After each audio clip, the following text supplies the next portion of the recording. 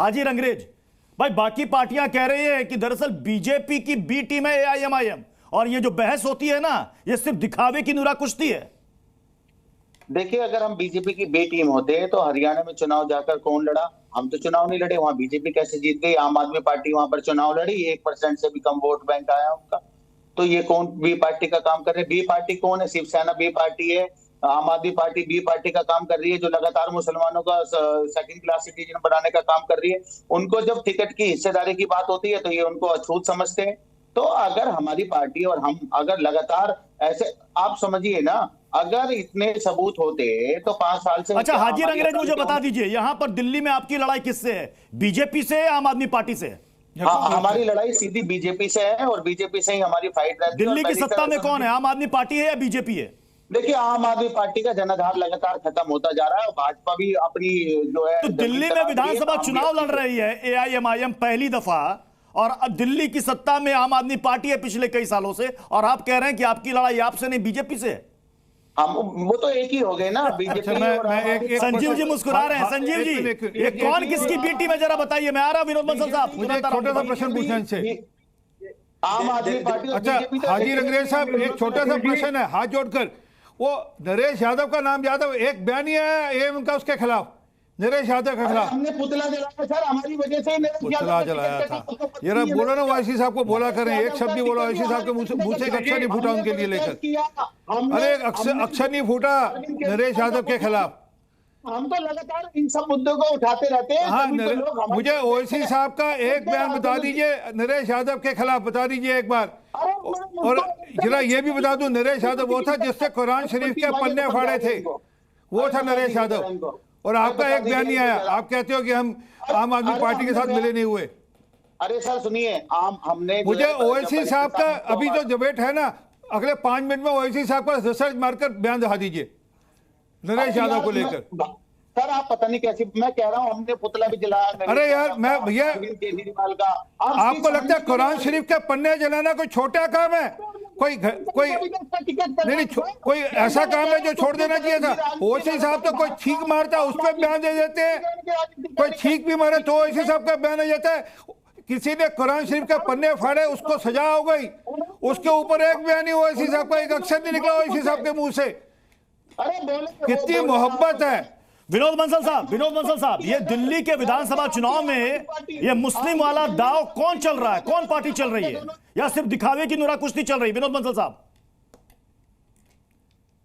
देखिए पृथ्वी जी, ये राजनीतिक धींगामुश्ती चलती रहेगी, लेकिन वास्तव में दिल्ली की जनता को भ्रमित करने की कोशिश बहुत कर रहे हैं। ये जो दोनों पॉलिटिकल पार्टियां हैं जिनका इक्वेशन सेम है, एजेंडा एक है, हिंदू द्रोह और मुस्लिम तुष्टीकरण। एक तरफ उसका नाम ही मुसलमान पार्टी है और दूसरा आम के साथ खास काम करती है। तीसरी बात यह कि देखिए, कौन नहीं जानता कि दिल्ली के मुख्यमंत्री हैं ना, वो जो चरखी दादरी में जाकर के वो गऊ हत्यारे को जाकर के 1 करोड़ रुपये दे के आए थे।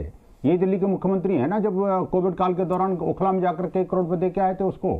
और यही दिल्ली के मुख्यमंत्री हैं जिन्होंने कोविड काल के दौरान वो जो तबलीगी जमात ने जिस तरह का जिहाद फैलाया था, वो किससे छुपा हुआ है? मैं कहना चाहता हूँ कि ताहिर हुसैन के बारे में कौन नहीं जानता। आपके चैनल ने कम से कम 3 दिन तक लगातार वो वीडियो विजुअल्स दिखाए थे, आपको याद होगा प्रत्युष जी। और आपका चैनल नहीं, सारे दुनिया के चैनल ने दिखाए थे कि किस तरह से ताहिर हुसैन के छत पर जो है ना, पेट्रोल बम, गिलोल, पत्थर और जाने क्या क्या चीज रखा था। और वो जो है ना, पूरा वॉर रूम बना था। वॉर रूम क्या, वॉर रूफ बना था बेसिकली, मैं कहूँगा उसको। ताहिर हुसैन का जो घर था वॉर रूफ था। और अंदर कितने लोगों की लाश मिली थी कुछ पता है क्या? उसके बगल में जो जितने भी वो जो जोहड़ टाइप की थी नाला जो था, नाले के अंदर से कितनी लाशें निकली थी, कोई भूल जाएगा क्या? दिल्ली की जनता नहीं भूल सकती भाई। निहत्थे हिंदुओं को का नरसंस हत्या करने वाले, नरसंहार करने वाले, मैं इसको नरसंहार की संज्ञा देता हूं। दिल्ली के अंदर, पूर्वी दिल्ली के अंदर जिस तरह से नरसंहार मचाया था ताहिर हुसैन ने, और उसको हवा देने का काम इन्होंने जो अमानतुल्लाह खान ने किया था, वो किसी से छुपा हुआ थोड़ी है। अमानतुल्लाह खान, अभी देखिए दिल्ली की एलजी ने जिस तरह से बांग्लादेशियों को भगाने के लिए एक ड्राइव चला रखी है, मैं कहता हूं उनको सबसे पहले तो ताहिर हुसैन को अरेस्ट करना चाहिए था। और ये जो व्यक्ति है ना, ये बाहर रहने लायक नहीं है।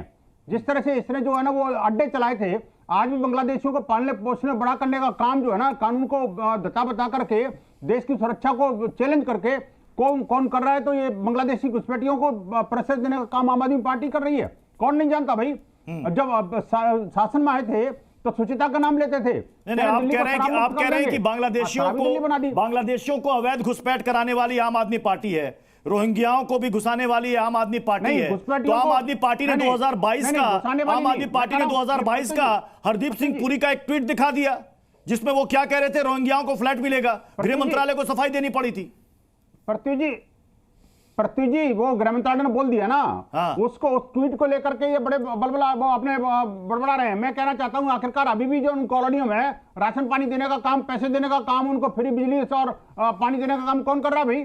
कौन नहीं जानता? ये नहीं के गुर्ब गए तो हैं जो हाई कोर्ट सुप्रीम कोर्ट में जाकर के उनके बच्चों की शिक्षा की बात करते हैं, लेकिन ये नहीं बताते कि उनका एड्रेस बताते हैं कम से कम एलजी को कि आपको बच्चे रहते कहां हैं।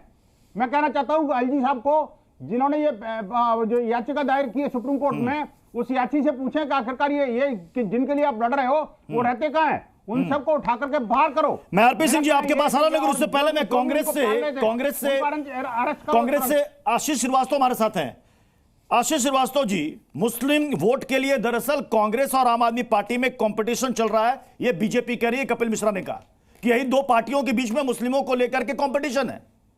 ये बहुत हास्यास्पद है प्रत्युष जी कि कपिल मिश्रा ऐसे बयान दे रहे हैं बीजेपी के बिहाफ पे। और खैर बीजेपी का सबसे बेस्ट पिच है जब ये हिंदू मुसलमान पे बातें करते हैं और ये आसानी से इल्जाम दूसरी पार्टी पर लगा देते हैं। आपने कांग्रेस पार्टी की घोषणाएं सुन रहे होंगे, आज भी एक घोषणा की है कांग्रेस पार्टी ने, वो युवाओं के लिए की है। युवाओं में कभी बाइफर्केशन नहीं किया है कि हिंदू कौन है और मुसलमान कौन है। तो कांग्रेस पार्टी महिलाओं के लिए जो योजना लेकर के आ रही है, जो वृद्ध के लिए सुरक्षा, जीवन सुरक्षा योजना लेकर के, इसमें कहीं भी हिंदू मुसलमान को अलग अलग देख करके नहीं लाया है। तो कांग्रेस कभी भी विभाजन के पक्ष में नहीं रहती है। कांग्रेस ने दिल्ली दंगा हो या कभी भी हो, उस समय मरहम का ही काम किया है। तो कांग्रेस हमेशा, लेकिन आशीष जी इन गारंटियों में आप आम आदमी पार्टी के नक्शे कदम पर चल रहे हैं, तो मानिएगा ना आप?